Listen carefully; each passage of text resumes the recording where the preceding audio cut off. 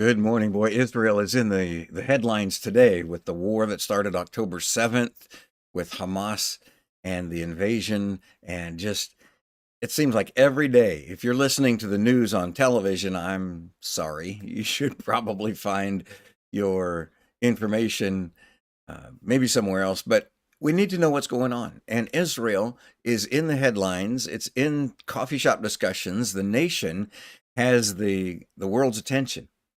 Well, the nation had the world's attention back in the days of Rome also. And the Apostle Paul, when he wrote to the Christians in Rome, was talking specifically about Israel, the Israelites, the Israelis, the Hebrews, his own people. And he said, I would give up my own salvation if it meant that my own people would come to Christ. He says they have these great advantages.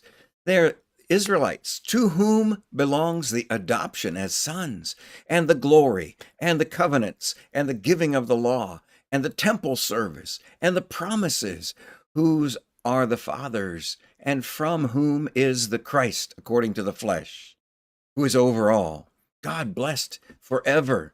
Amen. And that is quite a list of tremendous advantages. To Israel belongs the claim that the God of heaven called Abram, soon to become Abraham, the father, to be a separate people, a people that he could call his own and they could call the Creator their own God. He is our God.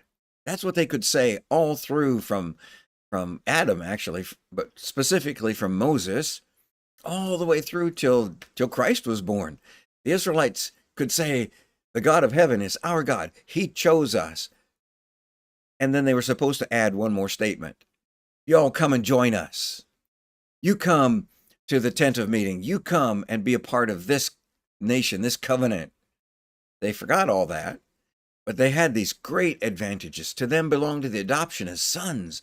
To them belonged the fathers, the prophets, the temple service. All of these grand divine gifts belonged to Israel. And yet, when the Messiah actually came, Israel did not recognize him. When he came to his own, they did not receive him. But you can read in John chapter 1, verse 12, to as many as did receive him, to them he gave the right to become children of God.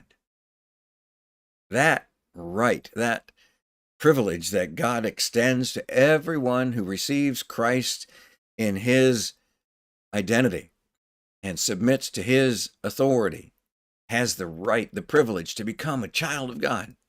So if you've already done that, I want to encourage you to pursue that relationship with God. I want to encourage you, if you receive Jesus and recognize that he really is the only begotten Son of God, the crucified, buried, and resurrected Lord of life, that you would pursue time with him today. The Israelites had and have a great list of advantages. These blessings, every one of them, everyone is from heaven. That whole list of advantages is a description